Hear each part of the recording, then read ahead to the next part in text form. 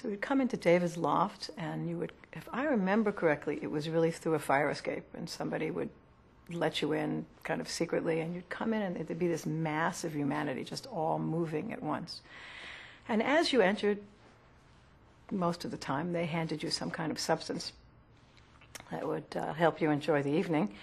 And, you know, people would just mill together and dance together. The whole crowd would kind of be throbbing through the evening. People would be added, people would leave. The mix was incredible. David Mancuso changed my life, just from, you know, going there, hearing things that I hadn't heard before, also hearing things that I knew but had never thought of as dance records, had never thought of in combination with other records. He was a genius at finding things that worked together, that made sense together, that spoke to records that spoke to one another, and that weren't just sound. That I think he really was very conscious of what all the records were saying, and I think having the records sort of speak to us also really meant something. New York Magazine did an article about clubs, and it was about the Loft and the Gallery, because we were the leaders back then. We were the clubs. There was no other place to go. I mean, there were other places people went to, but if you came, all the DJs came to the Gallery to hear what I was playing, and then they would follow suit. Or they went to the Loft to hear what David was playing, and then they would follow suit. So musically, we were leading the pack. And that year, that summer, the Loft got closed. And immediately, we were packed beyond capacity. And then 4 months after that, we got closed. Both of us for illegal fire exits, which we didn't, unbeknownst to us, we needed to have 2 legal fire exits to get this C of O, which we were now required to get. So we moved to Soho, and David also moved to Soho right around the corner. So we moved to Mercer and Houston, and David moved to 99 Prince Street. And we were around the corner from each other, but we opened first. We took off like 3 months. We rebuilt the new place. And in November of 1975, we opened the new gallery. And it was, you know, 1,800 people opening night and didn't stop. You know, it just was, it was unbelievable. It was the Studio 54 of its day.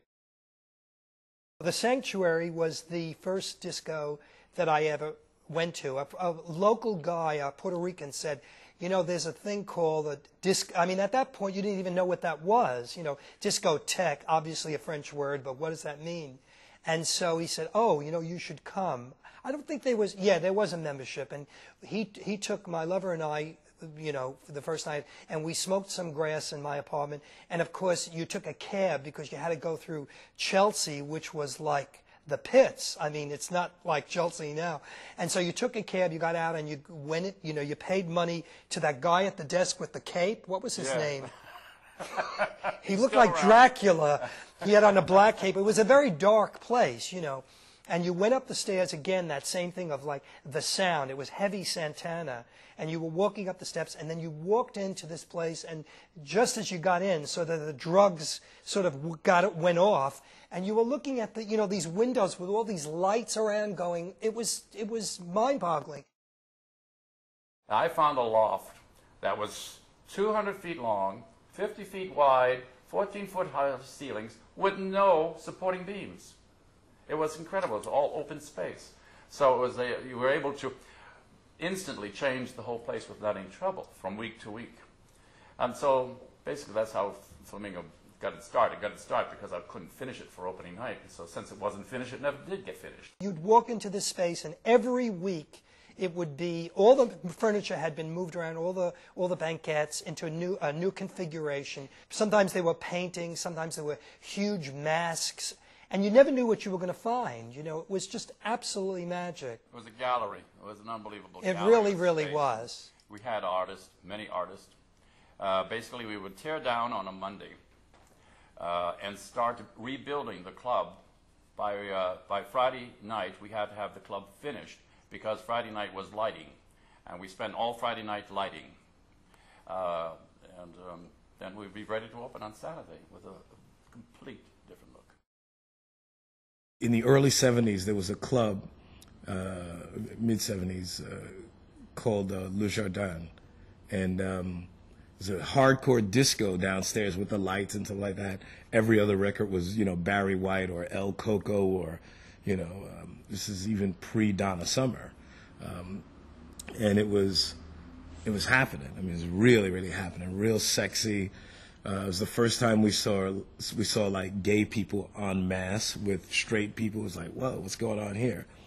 And upstairs in the ballroom, they used to have this band called Kiss that would play. And we'd hang out in Le Jardin and then go upstairs to the ballroom and check out Kiss. There was a Garage, which is another gay club, which Larry Levan was, an amazing DJ that used to spin there. We would go there. I remember like putting a hat on and they would make me look like a boy. And then in my purse and in my bag, I had my pumps and my long dress and, in my brush and I would transform in the club and become, the real girl, and we would go and dance.